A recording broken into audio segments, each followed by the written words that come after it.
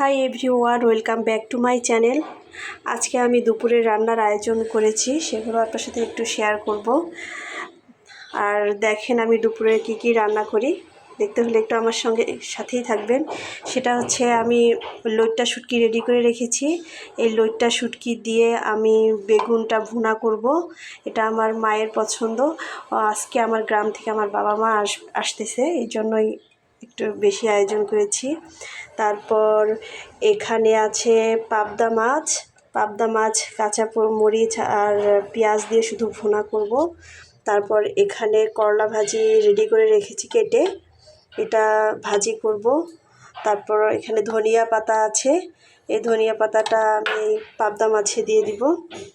তারপর এখানে তো পেঁয়াজ, রসুন, কাঁচামরিচ রেডি করে রেখেছি। তারপর এখানে আলু কুচি করে কেটে রেখেছি, সেটা দিয়ে খাসির মগজ রান্না করব। তারপর হচ্ছে এই ছিল আজকে আমার রান্নার আয়োজন। তো আমি রান্না করব, সাথেই থাকবেন আমার।